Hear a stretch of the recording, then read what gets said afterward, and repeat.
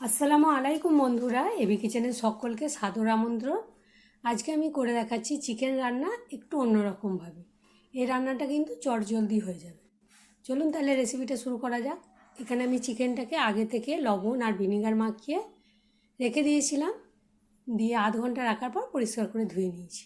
এবারে একে একে মশলা দিচ্ছি: লবণ, হলুদ, লঙ্কা, জিরে, ধনে, গোলমরিচ, ভাজা মশলা, 2 চামচ আদা রসুন বাটা, 2 চামচ টক দই, 2 চামচ সর্ষের তেল। এগুলোকে দিয়ে বেশ ভালো মতো করে মাখিয়ে আধ ঘন্টা ম্যারিনেট করে রাখবো। মাংস রান্না করার আগে যদি এইভাবে ম্যারিনেট করে রাখা হয়, খুব তাড়াতাড়ি মাংসটা সিদ্ধ হয়ে যায়, ফ্লেভারটাও খুব সুন্দর বেরোয়, আর খেতে রান্নাটা তো দারুণ টেস্ট লাগে। এবারে একটা কড়াইয়ে সর্ষের তেল দিচ্ছি, পরিমাণ মতো যতটা মাংস রান্না করব সেরকম। আর এখানে পেঁয়াজও দিয়েছি, হালকা ব্রাউন হয়ে এসছে। একটা টমেটো, 3-4টে কাঁচা লঙ্কা দিয়ে ওগুলোকেও ভেজে নিয়েছি। ভাজা হয়ে গেছে, এবারে সেই ম্যারিনেট করা মাংসটা দিয়ে কষছি, আর ঢাকা দিয়ে দিয়ে আস্তে করে কষতে হবে। তাহলে কী হবে, পুড়বেও না, আর এখানে আমি পানির ব্যবহার করিনি, আর মাংসটা খুব সুন্দর সিদ্ধ হয়ে যাবে। এমনিতেই দই টই দিয়ে ম্যারিনেট করা আছে বলে চিকেনটা খুব ভালো মতোই সিদ্ধ হয়ে যাবে। আর যদি এইভাবে আস্তে করে করে ঢাকা দিয়ে রান্না হয়, তাহলে পানি এমনিতেই বের হবে, পানি আর লাগবে না। কালারটা দেখুন কত সুন্দর হয়েছে, আর ভাজা ভাজা খুব সুন্দর হয়েছে। এখানে আমি লেগ পিসটা একটু করে কাট লাগিয়ে দিয়েছিলাম, যাতে মশলাগুলো আর ভিতরে ঢোকে। কুকারে আলুটা একটা সিটি দিয়ে নিয়ে ভেজে নিয়েছি, যাতে আলুটা তাড়াতাড়ি সিদ্ধ হয়ে যায়।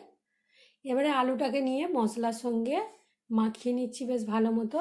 গ্যাসের ফ্লেম কিন্তু আমার আস্তেই রয়েছে। আর এখানে ফুটানো পানি দিচ্ছি, ফুটানো পানি দিলে রান্নার টেস্টটা খুব ভালো হয়।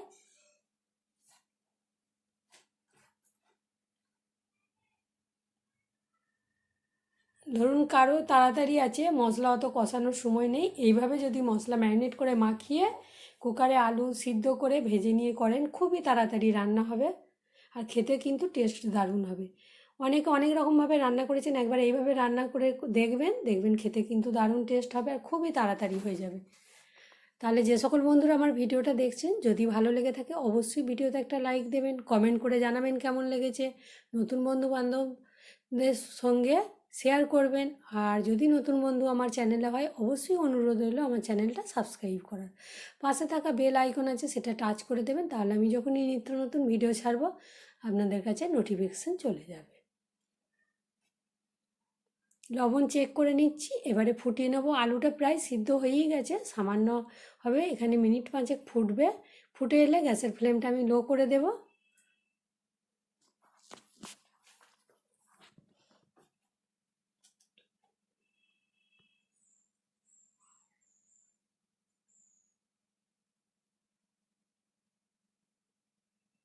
পাঁচ মিনিট পরে ফিরে এলাম।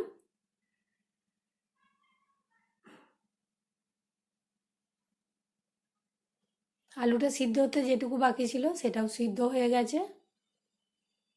এবারে যদি কেউ গরম মশলা পছন্দ করেন দেবেন, কিন্তু আমার ভাজা মশলার সঙ্গে এলাচ, লবঙ্গ, দারচিনি, মানে শুকনো গরম মশলা দিয়ে সঙ্গে ওটা গুঁড়ো করা ছিল, সেই কারণে আমি আর গরম মশলা দিইনি। ওপর থেকে ধনে পাতা দিয়ে দিলাম, ফুটে গেল।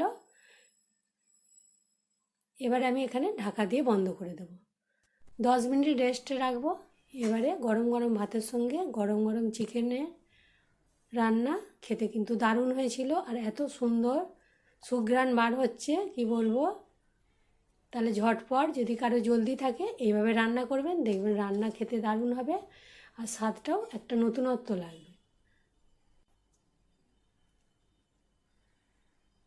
তাহলে আজকে এই পর্যন্তই, আবার অন্য রেসিপি নিয়ে হাজির হব। সবাই ভালো থাকবেন, সুস্থ থাকবেন, খোদা হাফেজ।